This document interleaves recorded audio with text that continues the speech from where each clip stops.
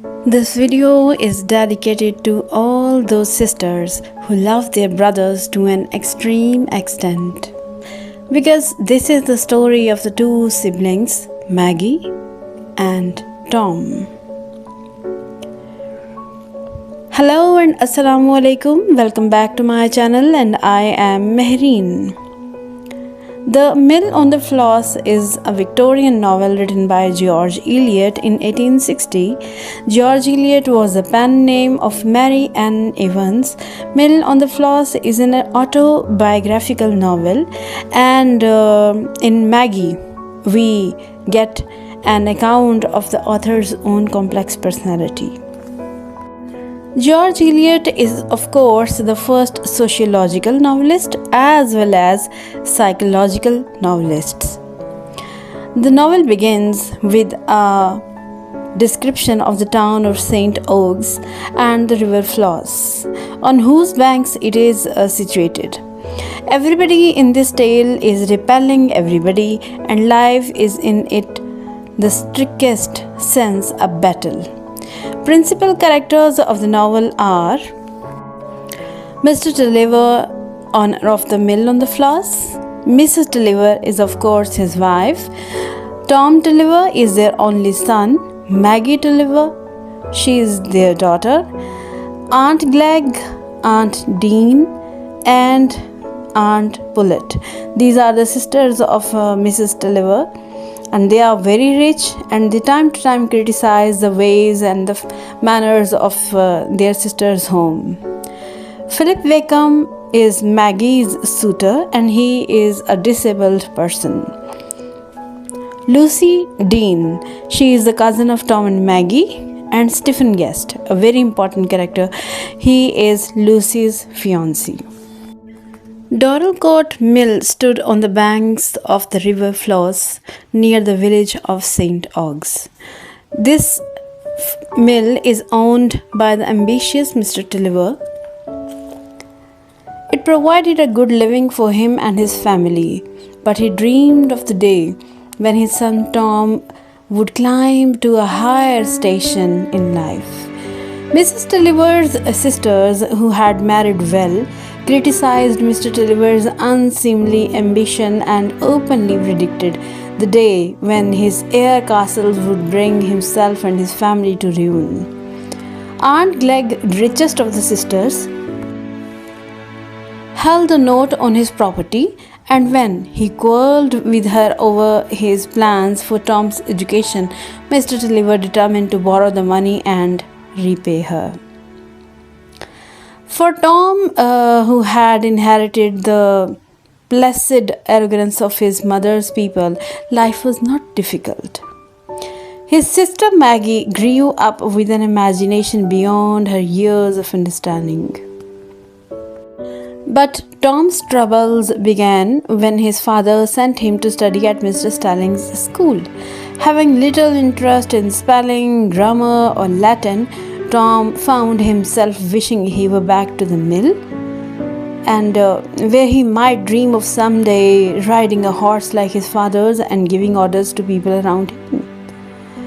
Mr. Stalling was convinced that Tom was not only obstinate but also stupid. Returning home for Christmas holidays, Tom learned that Philip Wakeham, son of a lawyer, who was his father's enemy, would also enter Mr. Stalling's school. Philip Wakeham was a crippled, disabled person, and so Tom was not able to beat him up as he should have liked to at first. Philip could draw, and he knew Latin and Greek. After they overcame their initial reserve, the two boys became useful to one another. Philip admired Tom's arrogance and self-possession, and Tom needed Philip's knowledge to help him in his studies. But their father's quarrel kept a breach between them, and this breach remained throughout their life. Tom felt that Philip was needed to be washed, and that he was the son of a rascal. Here I want to make it clear that Mrs. Stilling was not like a conventional schools, as we take it to be. It was a kind of hostel where some selective students live at Mr. Starling's lodging, where Mr. Starling is the only teacher who teaches them Latin, grammar, spellings, and other little art to master. It is a kind of very expensive mode of education, and unfortunately, Mr. Tulliver has borrowed money for this education from his sister-in-law. It will ultimately become a burden on family, and Mr. Tulliver will be entangled in the whirl of this misfortune. When Maggie came to visit Tom, she met Philip, and the two became close friends. Because Maggie has a very compassionate heart for the rejected people, especially the people who are rejected by society. And we know Philip was crippled. That is why he has already made a soft corner in Maggie's heart. Then, after Maggie had been sent away to school with her cousin Lucy, Mr. Tulliver became involved in a lawsuit because Mr. Wakeham, the father of Mr. Philip, defended the opposition. Mr. Tulliver said his children should have as little as possible to do with Philip. Unluckily, Mr. Tulliver lost his suit and stood to lose all his property as well. In order to pay off Aunt Glegg, he had borrowed money on his household furnishings. Now he hoped Aunt Pullet would lend him the money to pay the debt against which his household goods stood forfeit. He could no longer afford to keep Maggie and Tom in school. Then Mr. Tulliver learned that Mr. Wakeham had bought up his debts, and the discovery brought on a stroke. Tom made Maggie promise never to speak to Philip Wakeham again. Mrs. Tulliver wept because her household things were to be put at auction. In the ruin which followed, Tom and Maggie rejected the scornful offers of help from their aunts. Then, of course, Tom had to do something for his family. Tom took a job in a warehouse and studied bookkeeping each night. Mr. Wakeham, the father of Philip, bought the mill but permitted Mr. Tulliver to act as its manager for wages. Now everyone can imagine how much this is difficult to be an employee where yesterday you were the manager. It was Wakeham's plan eventually to turn the mill over to his son. Tulliver, not knowing what else to do, stayed on as an employee of his enemy. But he asked Tom to sign a statement in Bible that he would wish the Wakeham's evil as long as he lived. Against Maggie's entreaties, Tom signed it. We know that Maggie had a soft corner for Philip. He got some money which he invested with Bob Jenkins, who was his childhood friend. Slowly, Tom began to accumulate funds to pay off his father's debts. Time passes swiftly, and the golden gates of childhood had been shut on Maggie and Tom. Maggie is now 17 years of age. One day, Philip accompanies his father to the mill.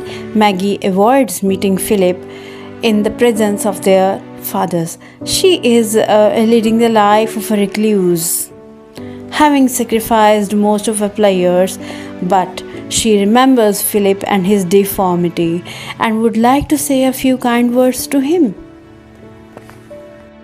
Maggie takes her daily walk in the red deeps.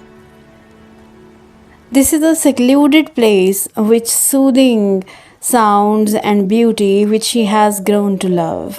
While there one day she meets Philip, who admits having followed her there in the hope of meeting her. Then it became frequent that Philip used to come to Red Deeps to meet Maggie. One day he asked Maggie if she loved him.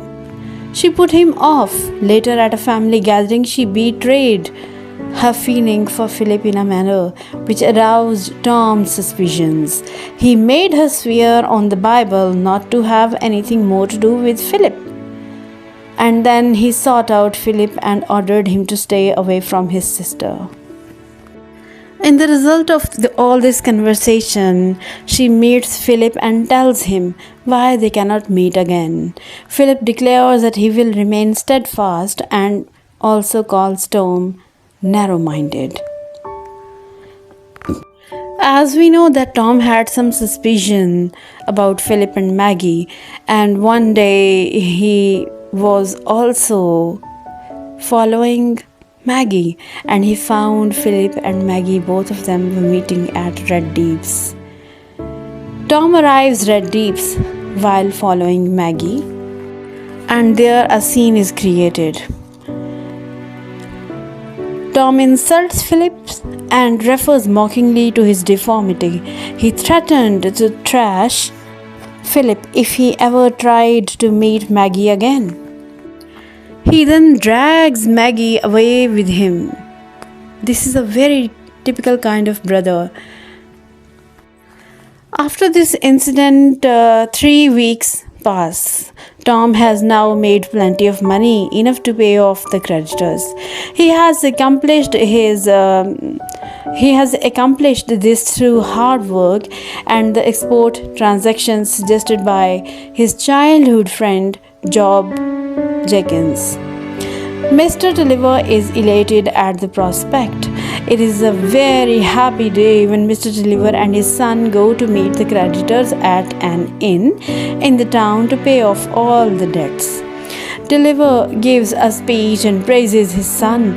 He rides home excited and happy as he is now a free man. When he nears the gates of Dorlcote Mill, he sees Wakeham on his horse. Wakeham criticizes Tulliver's method of work.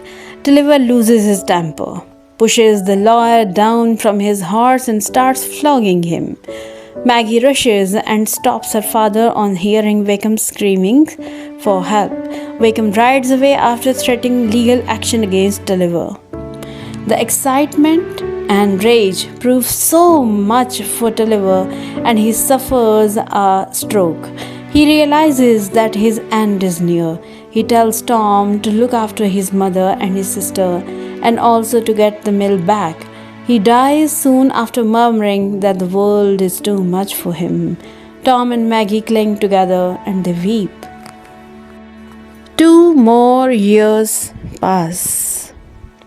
Now Maggie has been working in a school since her father's death. She gets an invitation from her cousin Lucy Dean to spend some days with her. Now, a very crucial twist in Maggie's life is about to come. Maggie's mother is already at Dean's place as a housekeeper, for Mrs. Dean has died. You know, Mrs. Dean was the mother of Lucy and she was the sister of Mrs. Tulliver. Lucy is being courted by Stephen Guest, a handsome young man and son of a senior partner of Guests & Co. The Guests want Stephen to marry elsewhere, but he is quite firm in his resolve of marrying Lucy. Lucy is worried about whether Maggie will like the frequent visits of Philip, who is also a mutual friend of Lucy and Stephen. She decides to tell Philip not to come over for some days while she would consult Maggie when she comes. Stephen makes the mocking remarks about the Tulliver and Maggie, whom he has never seen.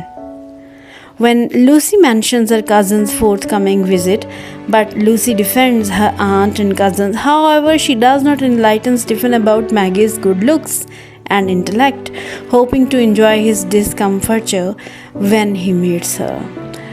Maybe she wanted to give him a surprise. When Maggie arrives, she and Lucy settle down to a confidential chat. Lucy tells Maggie about being courted by Stephen Guest.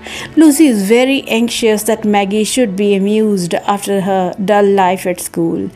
She tells Maggie that Philip and Stephen visit the house constantly. Maggie just starts At the mention of Philip, Stephen is astonished to see Maggie.